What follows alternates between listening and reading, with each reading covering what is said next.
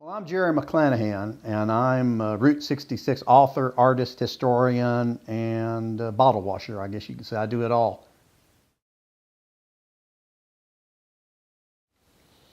Probably trying to map the old road and ferret out the abandoned hidden alignments.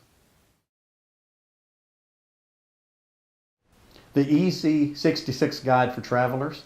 It's a guidebook that tells you how to drive Route 66 from Chicago to Santa Monica in either direction. And in it, I get to plug all the roadside motels, attractions, and museums, and things like giant alerts or photo opportunities, and try to make it fun. It's spiral bound, so you can use it easily in the car. It's got eastbound and westbound directions on the same page. And I've got a website where I keep it updated to try to keep ahead of all the changes that happen on Route 66. That's a job. I was born in Oklahoma in 1957. The fall of the next year, we moved out to California because my dad was a poor oil field Okie. My mom was an Arkie. And they thought they'd go out to California and make a living. And I asked people to guess which highway we took. And they say 66. And I said, wrong, we took the southern route through Phoenix. We took like US 60 and 70. So that spoils my little story there. But starting in, I guess, the fall of 1959, we came back down Route 66 through Oklahoma City and then took off to Arkansas. That was our first first vacation to visit my grandparents and cousins and aunts and uncles. Almost every year during the 60s, we'd hit in a Ford, we'd leave our house in Southern California, hit 66 at Victorville, and head east. I loved it. I loved sitting in the back seat of the car, no seat belt, looking out the window, seeing all the billboards and all the neon signs and all the mountains and cool stuff that I really desperately wanted to stop at. My dad was a speed demon.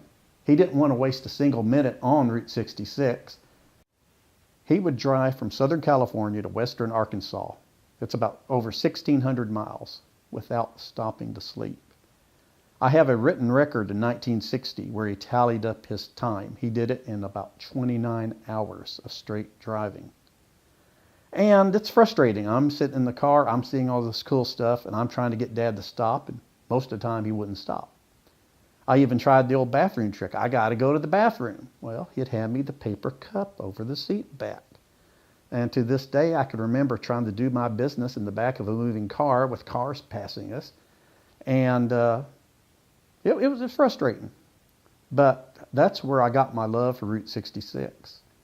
And we moved to Texas in 1969. And then I had no annual Route 66 fix, but it was still fixed up in here. In 1981, I had found a book that had a few photos from Route 66 of the billboards and the Club Cafe Fat Man and things like that. And that's when the light bulb went off. I was an artist, but I hated modern art. I didn't really have a subject, and I decided, hey, I'm going to go out and photograph Route 66. 1981, my dad and I took a trip from, we started in hit Shamrock, Texas, and went to California. And this time I made him stop at everything. We stopped at the Grand Canyon Caverns. We stopped at Meteor Crater. And see, when I was a kid, both of those places, he never stopped at them. The Meteor Crater was 6 miles off of Route 66. Our last trip in 1969, we stopped to see Grand Canyon Caverns near Peach Springs. We go up to the restaurant, which is right on Route 66, and they say, oh, the caverns is a mile back that way. He would not drive that extra mile off of Route 66 to see those caverns. It's just like pulling his teeth. But on this 1981 trip, we did. And I'm falling back in love with Route 66. I'm seeing all this cool stuff, but there's roads branching off, and there's sections of highway that look inviting, but Dad doesn't know if they were Route 66 or not. And that's where I got my hunger to try to look at the old highway maps, the old gas station maps and county maps and everything else, and try to figure it out. 1983, after some research, I went back out, and I went from Oklahoma City out to California and back on a 2-week trip. I photographed everything I could find along Route 66 and drove every section I could. And from then, I've been driving it continually. A question I often get is, how many times have you done Route 66? And it's hard for me to answer because I live in the middle and I never do it all at once. But I've been doing it since '81. And well, last year I went to Chicago, I went to Santa Monica, I went back and forth many times like a ping pong ball or a ball in a pinball machine, probably be more apt. I do big chunks of it every year. But now it's not so much to me important to do a lot of miles on 66 or to see a lot of the old road. To me, I enjoy the people on the road. All the friends I've got along the road that are running motels or attractions, the people living along the road, and then the people driving the road, the tourists. I made a lot of friends from around the world. I met my wife, Mariko, from Japan on Route 66. We had our wedding here in Chandler in the Pioneer History Museum on Route 66. It brings people together from all over the world. That's probably the second most asked question I'm ever asked, which is my favorite. And it's like, okay, which is my favorite grandchild, you know? But I would have to say one of them would be the section in Oklahoma from the Fort Reno turnoff west of El Reno to Hydro. That's a section of 1933 concrete. It's almost untouched. It's like driving in a time tunnel. It goes across the Pony Bridge with this awesome 38 spans. It goes over red hills, and it's beautiful. Also, there's a section through Oatman, Arizona, over the mountains.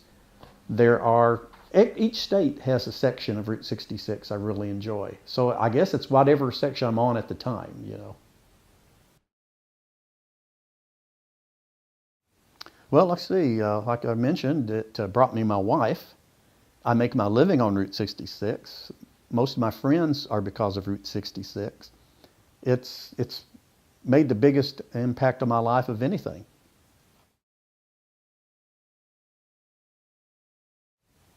That's a good question. I'd like to see more people get involved with each state association.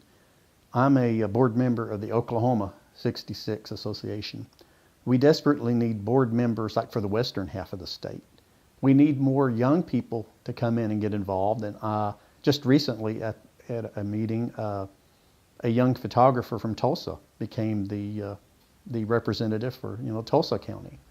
We need more young blood. We need more young people involved in the organizations and in preserving Route 66. I think that would be the biggest change, more activity in each of the 8 state associations.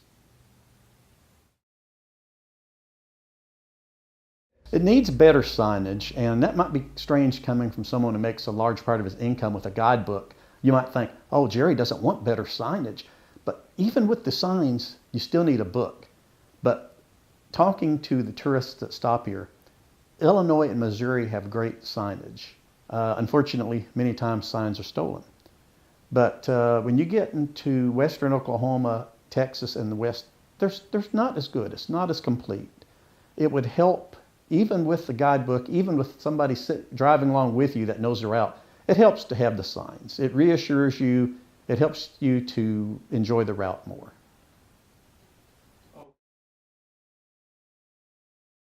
Well, the near future, it seems like it's growing every year. There's some ups and downs, but the trend is up as far as tourism. There seems to be more good investment in Route 66. There's more people willing to reopen businesses or start their own business. There's not a lack of interest, and it seems to be growing.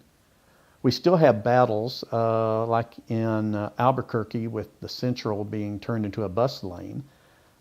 We have problems keeping our historic bridges. There's been a battle to keep the bridge in Gasconade River in Missouri. The Pony Bridge here in Oklahoma, something must be done with that. I attended an ODOT meeting where they showed all the problems structurally that are happening with that bridge, which was built in the early 30s. They spend a huge amount of money each year to maintain that bridge. They're not just sitting trying to let it fall down. But it's reaching a point to where it's getting critical. So there are options involved to save that bridge, whether for load limited traffic or for pedestrian use, like in the Chain of Rocks Bridge. But before the Route 66 resurgence, that bridge would have been torn down. But now ODOT is actively involved. ODOT's actively involved in trying to save it and preserve it and to keep it for future generations. Well, about Route 66, too many people want to try to cram it all in one trip. And I understand if somebody's coming from overseas, maybe they can only afford to fly over this once. It's awful hard to do everything on Route 66 in one short trip. Whatever length of time you got, enjoy that amount of time. Don't try to push. Don't try to rush. Don't try to make from Springfield, Missouri to Amarillo, Texas like in one day. Have fun. That's the whole thing. Don't try to research too much. Don't try to worry too much. Just get out and have fun on the road. It's a slower pace. Talk to people. Spend time where you're at instead of worrying about the place you're supposed to be next. Okay. And as far as myself, I plan to keep doing Route 66 artwork for people of their cars and Route 66 scenes. I'll keep the guidebook updated. Other projects are coming along. It keeps me busy. I won't retire from it. I just hope people keep enjoying Route 66. I hope people keep appreciating it and preserving it, and hope to meet more people this year on Route 66 from all over the world.